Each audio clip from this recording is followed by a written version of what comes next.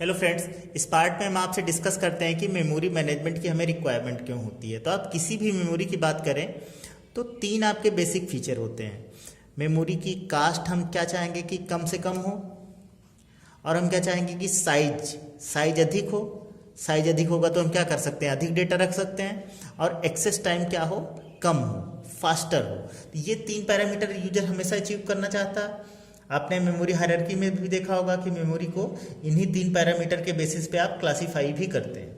लेकिन प्रॉब्लम क्या होती है कि किसी एक मेमोरी में ये तीनों फीचर अचीव करना डिफ़िकल्ट हो जाता है। डिफ़िकल्ट क्यों हो जाता है? क्योंकि अगर मेमोरी की कास्ट आप रिड्यूस करेंगे तो साइज आपकी क्या हो जाएगी, कम हो जाएगी। लेकिन साइज को आपको क्या करना था, बढ़ाना था।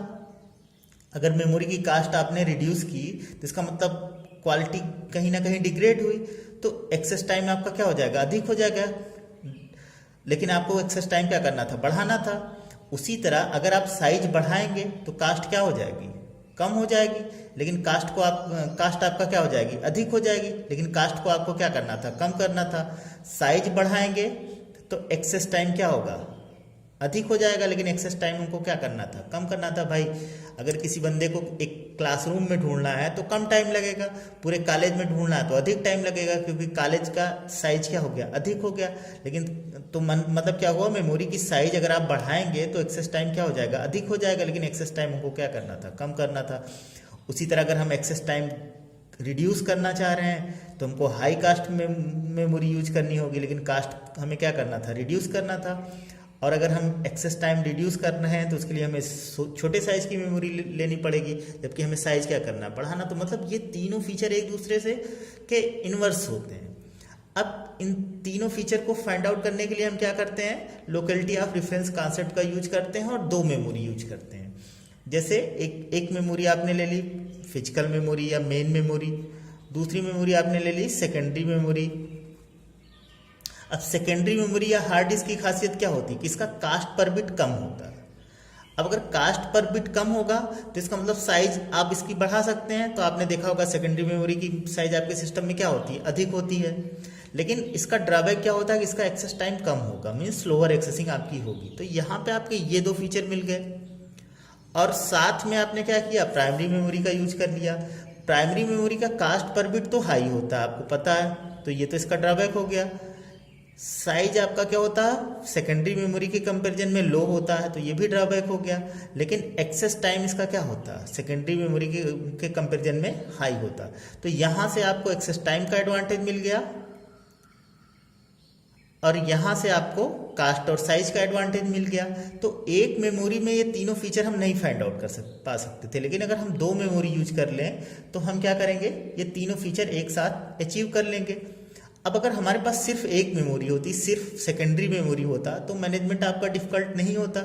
लेकिन अब आपको दो मेमोरी यूज करना है तो आपका मैनेजमेंट क्या हो जाएगा, डिफिकल्ट हो जाएगा। तो इसलिए हमें मेमोरी मैनेजमेंट की यूनिट की रिक्वायरमेंट पड़ रही है, क्योंकि हम अलग अलग मेमोरी का यूज कर रहे हैं। एक सेकेंडरी मेमोरी, एक फिजिकल मेमोरी, आगे हो सकता है आप कैश मेमोरी का यूज करें। तो इस तरीके से अगर आप अलग अलग मेमोरी का यूज कर रहे हैं तो आपको मेमोरी मैनेजमेंट की रिक्वायरमेंट पड़ेगी। अब हम इन दोनों मेमोरी का यूज कैसे करते हैं, तो इन दोनों मेमोरी का यूज करने के लिए हम लोकेलिटी ऑफ रेफरेंस कॉन्सेप्ट का यूज करते हैं, जिसको हम किस सीईओ में आपसे डिस्कस कर चुके हैं। लोकेलिटी ऑफ रेफरेंस क्या बोलता है कि अगर हम किसी एरिया को एक्सेस कर रहे हैं तो ज़्यादा चांसेस है कि सीपीयू अगर किसी एरिया को एक्सेस कर रहा है, कोई इंस्ट्रक्शन फेच कर रहा है, तो ज़्यादा चांसेस है कि उसके नियर बाई इंस्ट्रक्शन एक्सेस करने की प्रोबेबिलिटी आपकी ज़्यादा है। मीन्स अगर सपोज कीजिए सीपीयू ने सेकेंडरी मेमोरी में 100 लोकेशन को एक्सेस किया, तो इस एड्रेस स्पेस के आसपास के जो एड्रेस स्पेस हैं उनके एक्सेस होने के चांसेस ज़्यादा है। लोकेलिटी ऑफ रेफरेंस का यूज आप रियल लाइफ में करते हैं। अगर आप किसी बुक के 5वें पेज को पढ़ रहे हैं तो इसका मतलब क्या है, नेक्स्ट चांसेस किसका है, आप 6ठे पेज को पढ़ेंगे। फिर देन ज़्यादा प्रोबेबिलिटी किसकी है, आप 7वें पेज को पढ़ेंगे। तो या 5वें के आसपास मीन्स चौथा पेज भी आप पढ़ सकते हैं। तो रियल लाइफ में भी ऐसा होता है कि जिस चीज़ को हम एक्सेस करते हैं उसके आसपास की चीज़ें हमें एक्सेस करने की प्रोबेबिलिटी ज़्यादा होती है। तो अगर सीपीयू ने 100 लोकेशन की रिक्वेस्ट की तो इसके आसपास का भाई फिजिकल मेमोरी की साइज कम है, तो सारा डेटा तो हम नहीं यहाँ पे कॉपी कर सकते हैं, लेकिन जिसकी प्रोबेबिलिटी हमें ज़्यादा हो कि ये चीज़ एक्सेस होने की प्रोबेबिलिटी ज़्यादा है, उसको हम क्या कर सकते हैं, फिजिकल मेमोरी में रख सकते हैं। उससे हमारा फ़ायदा क्या होगा, एक्सेस टाइम फिजिकल मेमोरी का कम होता है, तो ओवरऑल एग्जीक्यूशन हमारा क्या हो जाएगा, एग्जीक्यूशन टाइम हमारा क्या हो जाएगा, कम हो जाएगा। तो लोकेलिटी ऑफ रेफरेंस आप ज़्यादा समझना चाहें तो दो टाइप का आपका होगा, स्पेशियल और टेम्पोरल। स्पेशियल का बेस क्या होता, स्पेस, और टेम्पोरल का बेस क्या होता, time. Means spatial locality of reference आपका क्या बोलता है, जिस एड्रेस स्पेस को सीपीयू ने एक्सेस किया उस एड्रेस स्पेस के आसपास के एड्रेस एरियाज ज़्यादा एक्सेस होने के चांसेज हैं।